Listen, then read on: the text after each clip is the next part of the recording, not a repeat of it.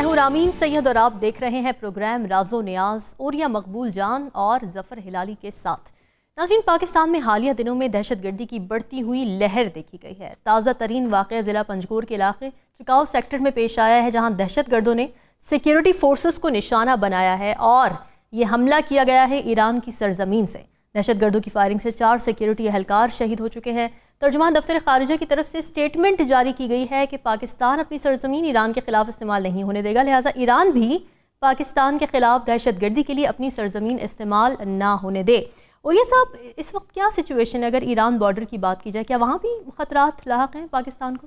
دیکھیے، پورا بارڈر جو ہے نا، یہ بیسیکلی جیوانی ایک جگہ ہے، کونا، وہاں سے شروع ہوتا ہے سمندر کے ساتھ اس علاقے میں۔ وہاں سے اگر جائیں تو آگے تھوڑی سی دور جا کے چابہار کی جو ہے بندرگاہ آ جاتی ہے، پھر اس کے بعد یہ گوادر کا ڈسٹرکٹ، اس میں یہ چلتا ہے، پھر اس کے بعد آگے جا کے تربت کا ڈسٹرکٹ آتا ہے، جہاں تمپ ایک جگہ ہے جہاں سے زبیدہ جلال صاحبہ ہیں، وہاں سے یہ ایران کو ایک انٹری پوائنٹ دیا گیا ہے۔ پھر اس کے بعد آگے جا کے پنجگور کا ضلع آ جاتا ہے، وہاں پہ گرک ہے، گراوک ہے، اور یہ جو علاقہ ہے اس سے بتایا گیا اس کا۔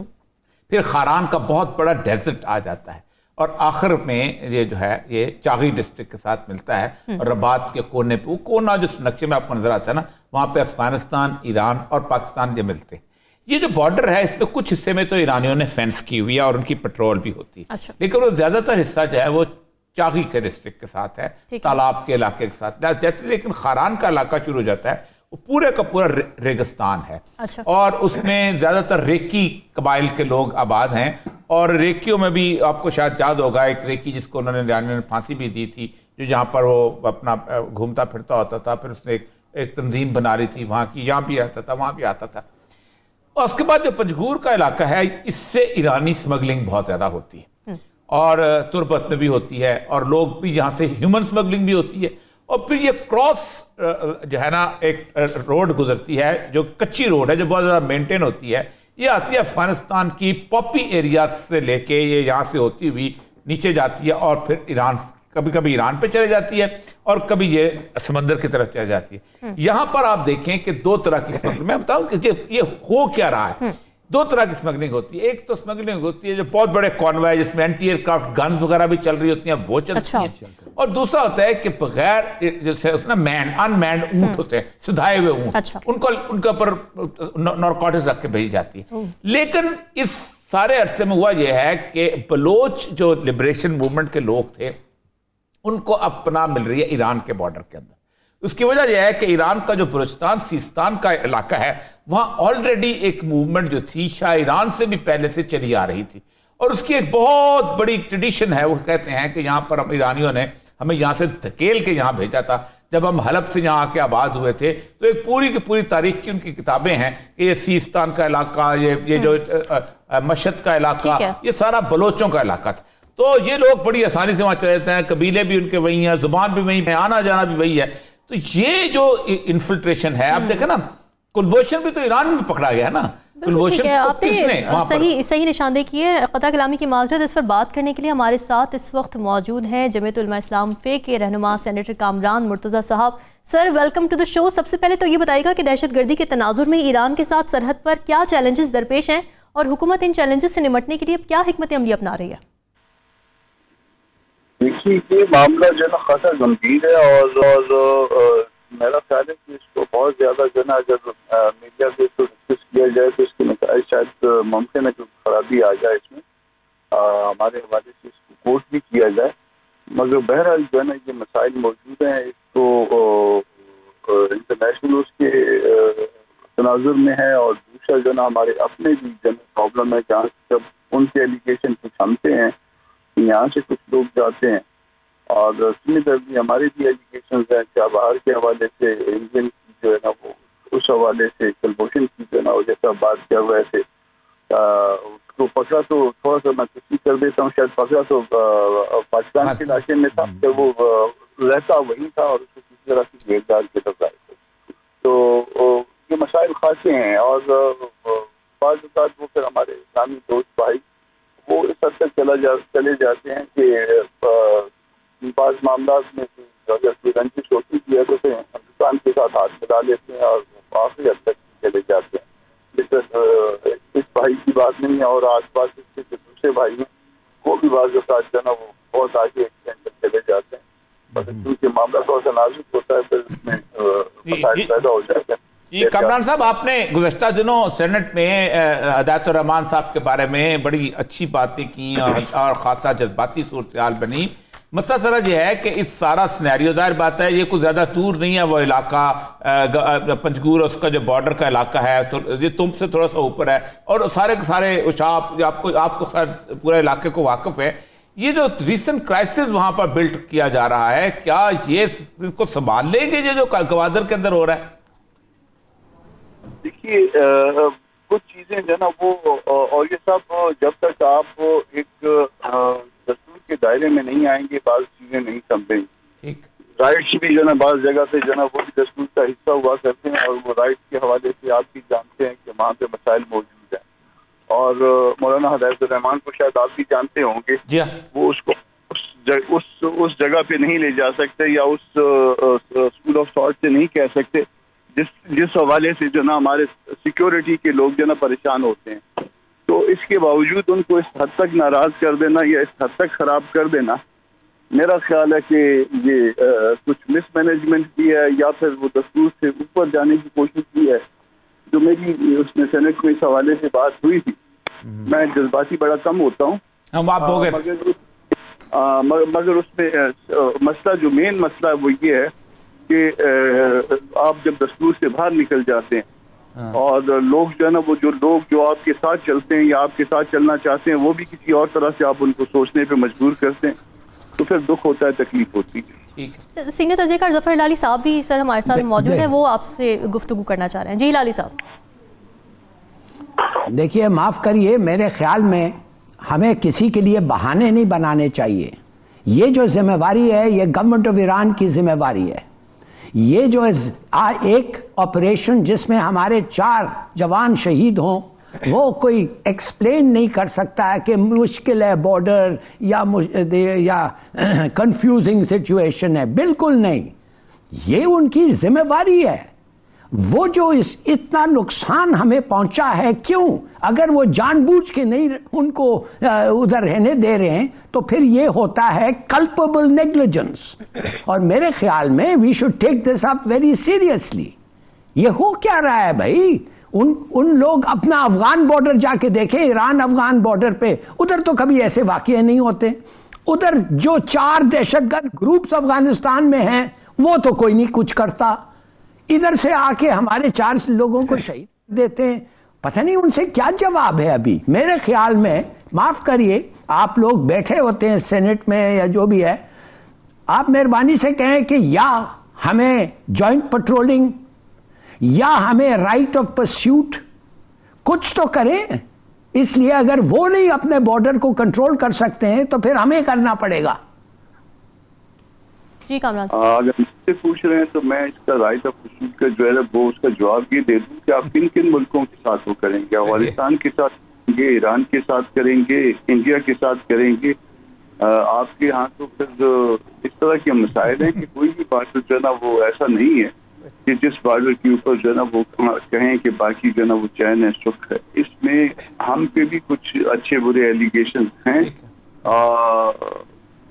ان کے بھی ایلیگیشن ہم پہ اچھے برے ہیں، اور باقی ملکوں کے بھی ایلیگیشن اچھے برے ہوتے ہیں۔ تو جب وہ اچھے برے ایلیگیشنز کا مداوع جو ہے نا دونوں طرف سے نہ کیا جائے، میرا خیال ہے کہ مسائل نہیں رکیں گے، اور اتنے بڑے بارڈر کو، یا ہمارے تو چاروں طرف بارڈر ہی بارڈر ہیں، تو اتنے کنٹرول کرنا بڑا مشکل ہو جاتا ہے۔ جی سینیٹر کامران صاحب، میں ان بارڈر میٹنگ میں شریک ہوتا رہا ہوں، اکثر یہ ہوتا تھا، وہ کہتے کہ 4 بندے ہمارے جو ہے مار کے آپ کے پاس چھپے ہوئے ہیں، ہمارا کلیم ہوتا تھا آپ کے بندے وہاں چھپے ہوئے ہیں۔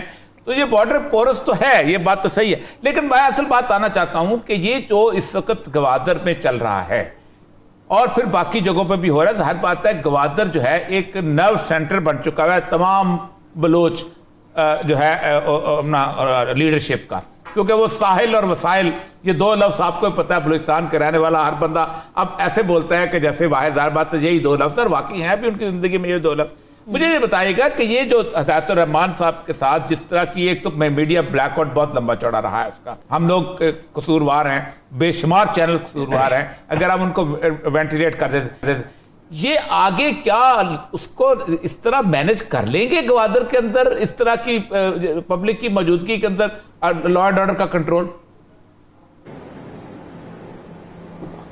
سر بات یہ ہے کہ آپ جب تک حکومتیں جو ہے عوام کی منشا کے مطابق نہیں ہوں گی اور کسی اور کی منشا کے مطابق ہوں گی تو آپ چیزوں کو کنٹرول نہیں کر پائیں گے.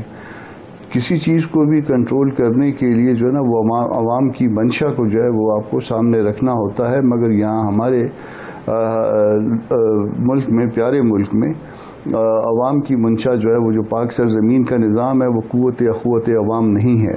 نہ اس کی قوت ہے نہ قوت ہے. نہ قوت رہنے دی جاتی ہے. قوت کو بعض اوقات آپ کو بھی پتہ ہے کہ جان بوجھ کے توڑا جاتا ہے، اور قوت کا تو آپ کو پتہ چل ہی گیا ہے کہ ہماری قوت کس طرح سے جو ہے نا وہ اس کا حال ہے. تو جو ایکچول جو مینڈیٹ ہے جن کا بھی ہے، بھلے ہمارے مخالفین کا ہو بھلے ہمارے اپنا ہو، جب تک وہ اس مینڈیٹ کے مطابق جو ہے نا وہ معاملات کو سیدھا نہیں کیا جائے گا، یہ نرسریاں بند نہیں کی جائیں گی، معاملات ٹھیک نہیں ہوں گے. اچھا کمران صاحب بخیر جی ہمارے صاحب پوچھیں. جی میں بالکل آپ سے اگری کرتا ہوں. میں سمجھتا ہوں کہ کوئی لوگ آتے ہیں اور ڈیمونسٹریٹ نہیں کرتے ہیں اس طریقے سے جب تک ان کی جو حق ہے جابز اور نوکری، پانی، فشنگ رائٹس، اس پہ ظاہر ہے کوئی کمی ہو رہی ہے. ظاہر ہے ان کو وہ نہیں مل رہا ہے جو وہ سمجھتے ہیں ان کے حق ہے. اور یہ مولانا صاحب جو ہیں یہ لیڈر ہیں ان کے، اور ایک دفعہ کامیاب بھی ہوئے ہیں، تو بالکل یہ ان کا حق ہے پروٹیسٹ کرنے کا. میرے خیال میں کیوں بہانہ بنائے کسی کے لیے، اور یا صاحب کیوں بہانہ بنائے کسی کے لیے کہ یہ کیا ہو رہا ہے؟ اگر یہ کمی ہے تو ان کا حق ہے. کچھ قسم صاحب ہمارے ساتھ ہیں. بلوچستان کی جو پریکیریس قسم کی سچویشن بنتی جا رہی ہے پولیٹیکل، موجودہ چیف منسٹر کے ساتھ، اور پھر اس کے بعد جام صاحب، اور سب سے بڑی بات یہ ہے کہ باپ جو ہے اب اپنے بیٹوں کو تقسیم کر رہا ہے مختلف لوگوں میں، ایسے جیسے شادیاں کرنی ہوتے کرتے. یہ کیا سچویشن بن رہی ہے وہاں پر؟ کوئی سڈن چیز دیکھ رہے ہیں انتخابات سے پہلے؟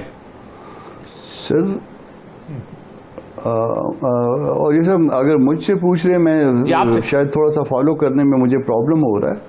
ہاں تو یہ کیا اب سڈن بن رہی ہے یا یہ گزشتہ 75 سالوں سے اسی طرح سے ہے؟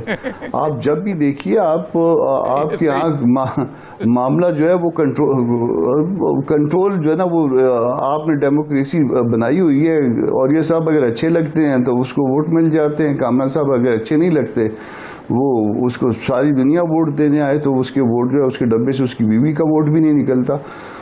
تو اگر یہی کام کرنا ہے تو آپ نے یہ دیکھ لیجئے پہلے جو ہے نا. اور یہ سب جو سب سے مین چیز آپ نے دیکھنی ہے کہ یہ جب آپ گھر میں بھی دیکھتے ہیں، گھر میں کوئی گھر ناکام ہو رہا ہو تو اس میں دیکھتے ہیں کہ اس کا انتظام کس کے پاس ہے. ماں کے پاس ہے، باپ کے پاس ہے، دادا کے پاس تھا، دادی کے پاس تھا، کسی بڑے بھائی جان کے پاس ہے، کسی بڑی بہن آپا کے پاس ہے. اور پھر دیکھتے ہیں کہ اگر اس کے باوجود ناکامی چل رہی ہے تو پھر اس کا جو جس کے پاس وہ انسرام ہوتا ہے اس کو ہٹا دیا جاتا ہے، اس کی جگہ پہ کسی اور کو کہا جاتا ہے. تو یہ جہاں پہ جو انتظام اور انسرام ہے وہ کسی ایسے بندے کے پاس یقیناً یا ایسے ادارے کے پاس ہے جو ادارہ جو ہے وہ پرفارم نہیں کر پا رہا. یہ آپ کو پورے پاکستان کے حالات سے پتہ چل رہا ہے. یہ 75 سال کی آپ اس میں کیلکولیشن کر لیجئے کہ آپا کے پاس تھا، بھائی جان کے پاس تھا، بابا کے پاس تھا، دادا کے پاس تھا، جس کے پاس بھی تھا تو اس کو تبدیل کریے، اور تبدیل کر کے اس عمرانی معاہدے پہ آ جائیے جو آج تک ایگزسٹ کرتا ہے، اس سے پہلے کہ اس عمرانی معاہدے سے لوگ انکار کرنے لگ جائیں. آگے مرضی آپ کی ہے. نہیں بہت صحیح بات کی آپ نے. اور کامران صاحب ہاں جی سوری اوریا صاحب آپ چلیں آگے بڑھیں. میں ایک سوال پوچھنا چاہتا ہوں. صاحب آپ کیجئے سوال. کامران صاحب میں آپ سے یہ کہنا چاہتا ہوں کہ بہت سارے لوگ ہیں جو بلوچستان کے زیادہ تر پرابلمز کو وہ بلیم کرتے ہیں اسٹیبلشمنٹ پہ. میں آپ سے یہ پوچھنا چاہتا ہوں کیا یہ ہیلتھ منسٹری جو سٹرائک ہے اس لیے کہ ان لوگوں کو گریڈ 17 کے جو ڈاکٹرز ہیں ان کو تنخواہ نہیں ملا ہے 6-7 مہینے کے لیے، کیا وہ ان کا قصور ہے؟ یہ ایجوکیشن منسٹری کا جو ٹیچرز کو تنخواہ نہیں ملا ہے وہ بھی ان کا قصور ہے؟ کہ یہ جو پیون کے 12 لاکھ اور 14 لاکھ لے کے ان کو ریکروٹ کرتے ہیں یہ بھی ان کا قصور ہے؟ کہ بلوچستان یونیورسٹی کے جو پرابلمز ہیں یہ بھی ان کا قصور ہے. تو what I want to know from you Kamran صاحب کہ یہ تو کوئی قصور نہیں ہو سکتا ہے ان کا, یہ تو قصور ہو ہی نہیں سکتا ہے ان کا. یہ کس کا قصور ہے؟ یہ بیڈ گورننس کس کا قصور ہے؟ کیا یہ نہیں قصور ہے کہ جو لوگ بیٹھے ہوئے ہیں اس وقت as the government of Balochistan? جی سر میں آپ کو بتاتا ہوں سر, آپ اگر ایسا ملازم رکھیں انتظام چلانے کے لیے جو دوپہر 2-3 بجے کے بعد 4 بجے کے بعد جو ہے نا اسے پیر کے دستیاب ہو یا اس کے بعد دستیاب ہو, اور بعض اوقات وہ کئی دن تک دستیاب نہ ہو, تو پھر ملازم کا قصور ہے یا مالک کا قصور ہے؟ آپ کی بات کا جواب آپ کو سمجھ اگر آ گیا, میں سمجھ گیا. نہیں وہ ایک تو ریسنٹ سمجھ آ گیا. کچھ کوئی لوگ ہیں جو رات میں بہتر کام تو وہ بہت سے مسائل ہیں اور باتیں کھول دیتے ہیں. بات یہ ہے کہ یہ جیسے لوگ آپ کے یہاں سے جو ہے لوگ دبئی جایا کرتے تھے, کبھی کسی زبانے میں دبئی چلو, تو پھر اس کے بعد جو ہے نا وہ بہت سارے لوگ بلوچستان جایا کرتے ہیں کہ بلوچستان چلو, اور وہ جو ان کا وہ جو پیکج ہوتا ہے وہ 5-10 سالوں کا یا چند سالوں کا, وہ اسی طرح سے ہوتا ہے دبئی چلو والا. صحیح بات. اب آپ کو بات سمجھ آ گئی ہے؟ صحیح بات, بالکل.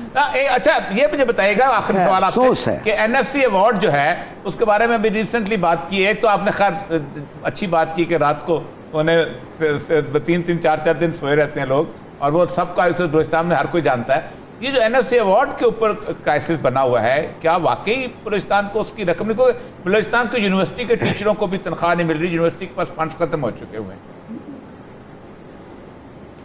جی, بلوچستان یونیورسٹی کے ٹیچرز کو کئی مہینوں تک تنخواہ نہیں ملتی ہے, اور اس کے بعد جو ہے نا وہ پھر ہوتا یہ ہے کہ کسی طرف سے کورٹ میں کیس آ جاتا ہے, کبھی ایسوسیشن کی طرف سے اور کبھی پبلک انٹرسٹ لیٹیگیشن میں کوئی شخص جو ہے نا وہ اسٹیپ ان ہو جاتا ہے, اور دین کورٹ انٹروین کرتی ہے, اور پھر سیکرٹری ایجوکیشن کو بھی بلا لیتی ہے, فائنانس سیکرٹری کو بھی بلا لیتی ہے, چیف سیکرٹری کو بھی بعض اوقات بلا لیتی ہے, اور اس دھمکی کے ساتھ کہ ہم ان سے بھی جو ہم آپ کی جو پولیٹیکل ماسٹر ہیں ان کو بھی بلا لیں گے, اور دین جو ہے نا پھر کچھ چند ماہ کی تنخواہ مل جاتی ہے, اور اس کے بعد پھر وہی رونا دھونا. استاد جو استاد بھوکا ہو, آپ استاد رہے ہیں اور یہ سر آپ پڑھاتے رہے ہیں, اور اس وقت ہم پڑھتے رہے ہیں سر, تو اس میں اگر آپ کو اس زمانے میں تنخواہ نہ ملتی 85 کے پہلے والے ایرا میں, تو پھر آپ کیا پڑھاتے, آپ اپنے بچوں کا گزارا کیسے کرتے؟ یہ سارے جو لوگ یہ پڑھانے کا کام کرتے ہیں, لکھنے پڑھنے کا سوچنے کا کام کرتے ہیں, یہ مڈل کلاسیے ہوتے ہیں, اور مڈل کلاسیے والے کو تو 1 مہینہ تنخواہ نہ ملے تو اس کے بعد 6 مہینے اس کا بجٹ جو ہے نا ڈسٹرب رہتا ہے. بہت بہت شکریہ جی کامران صاحب. بالکل سر. سینیٹر کامران مرتضیٰ صاحب ہمارے ساتھ موجود ہیں. وہ یہ کہہ رہے تھے کہ جی ہر بارڈر پر ایشو ہے, کہاں کہاں کنٹرول کریں, تو آپ کے نزدیک یہ جسٹیفیکیشن ٹھیک ہے؟ بالکل نہیں.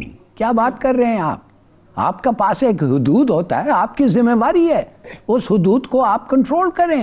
You have to patrol your borders. کیا بہانہ ہے یہ کہ بھئی ہر بارڈر کو ہم نہیں کنٹرول کر سکتے, 4 ملکوں کے ساتھ ہمارے بارڈرز ہیں, تو پھر ہندوستان کو آپ مت نہ کہیں کچھ. کیوں جاتے ہیں ہندوستان کو آپ کہتے ہیں یہ ہوا وہ ہوا خواہ. دیکھیے کہنے کی بات یہ ہے, you have to take responsibility for what is yours. اب یہ ایران میں جاننا چاہتا ہوں نا, کیوں افغانستان جدھر ادھر 4 ٹیررسٹ گروپس ہیں, داعش ہے, اسلامک اسٹیٹ ہے, TTP ہے, اور بھی 1-2 ہیں, میں کیا وجہ ہے کہ ادھر ان کا بارڈر پہ کوئی نہیں ہوتا, بس ہمارے بارڈر پہ ہوتا ہے؟ یہ ایران کو تھوڑا سمجھنا چاہیے کہ وی آر ناٹ, ہم ایسا نہیں انٹرپریٹ کرتے ہیں کہ غلطی ہو گئی. تو چلیے اگر غلطی ہو گئی ہے تو آئیے make a suggestion, joint patrolling, why not. ٹھیک ہے, میک اے سجیشن کہ ہم آ کے ان کو کر سکتے ہیں, کیوں نہیں؟ بالکل ٹھیک ہے. اور یہ سب آپ جلدی سے ریسپونڈ کر دیجیے. دیکھیں پہلی بات یہ ہے کہ جوائنٹ پیٹرولنگ کی انہوں نے کئی دفعہ سجیشن بھی دی تھی, بلکہ ایک تو جوائنٹ مارکیٹ کی بھی سجیشن دی تھی, اس کے اوپر عمل درآمد سے, لیکن ہمارے یہاں سے بھی نہیں ہوتا بعض دفعہ. اچھا دیکھیں کل بھی آپ نے عالیہ صاحب خود بات کی تھی کہ وہ انہوں نے باقاعدہ پائپ لائن وہاں پر لا کے بچھایا اور اپنے روزانات لے آئے, ہم آگے نہیں لے کے, ہم تو ڈرتے ہیں کچھ اور لوگوں سے. پھر سب سے بڑی بات ہے کہ مجھے یاد ہے اچھی طرح کہ ایرانیوں نے تفتان سے لے کے نوکنڈی تک روڈ بنا دی تھی. ہماری جو روڈ تھی وہ RCD ہائی وے پتہ نہیں کتنے سال لگی رہی, وہ آ کے بنتی رہی. ہمارا اپنی طرف سے بھی بہت بڑا مسئلہ ہے. ہم نے آپ دیکھیں ہم نے بلوچستان میں 1974 میں جو ایکشن کیا تھا, اب تو کھل گئی باتیں. امریکنز نے کہا تھا ہمیں کہ تم اپنے بلوچوں پہ ایکشن کرو کیونکہ ایران کے شاہ کو ایک بلوچ انسرجنسی کا خطرہ ہے اور ایک گریٹر بلوچستان کا ایک ڈیزائن جو ہے رشینز بنا رہے ہیں, اور ہم نے اپنے بندے مار دیے. ہمارا اپنا بڑا مسئلہ ہے. اصل مسئلہ وہی ہے کہ وہ بات یہ ہے کہ ہاٹ پرسوٹ جو ہے نا وہ آپ بات تو کر لیتے ہیں, لیکن کیا انڈیا میں کہیں میں ہاٹ پرسوٹ میں ہم آنا چاہتا ہوں اندر تو ہم وہ آئے گا؟ نہیں آئے گا, نہیں آ سکتا, کوئی نہیں آ سکتا. ہاٹ پرسوٹ کے علاوہ بارڈر کی سینٹیٹی بہت ضروری ہے, بہت امپورٹنٹ ہے. بارڈر کی سینٹیٹی ہونی چاہیے. وہ اللہ کا کوئی کرم ہے کہ ہمارے چاروں طرف جتنے بارڈر ہیں ہمارے یہاں کسی یہاں بھی سینٹیٹی موجود نہیں رہی, اس لیے کہ ہم نے 1979 سے اپنا 79 میں رشیا آیا تھا, ہم نے اپنا بارڈر کھول دیا. ہم نے کہا جاؤ بسم اللہ, نعرہ تکبیر, اللہ اکبر. ہلالی صاحب ہم نے گئے, ہم نے کھول دیا نا سارا. ہلالی صاحب سے شارٹ کامنٹ لے. ہلالی صاحب ہم نے پھر بریک پہ جانا ہے, آپ جلدی سے رسپونڈ کر دیجیے, کیا کہنا چاہ رہے ہیں؟ میں صرف یہ کہتا ہوں ہماری دوستی ہے ایران کے ساتھ, ٹھیک ہے, ہم نہیں سمجھتے ہیں کہ ایران جان بوجھ کے یہ کرتا ہے. جیسے میں نے کہا نیگلیجنس ہوگا, مگر ٹو ایکسپیکٹ کہ یہ بہانہ کہ یہ مشکل بارڈر ہے کہ ہمارے ساتھ بھی کبھی یہ ہوا ہے, یہ کوئی بہانے نہیں ہے. ان کو اسٹریٹ فارورڈ انویسٹیگیشن کر کے ہمیں ایک رپورٹ پیش کرنا چاہیے جس پہ ہم ان کے ساتھ پھر بات کر سکتے ہیں کہ اس کو کیسے روکیں.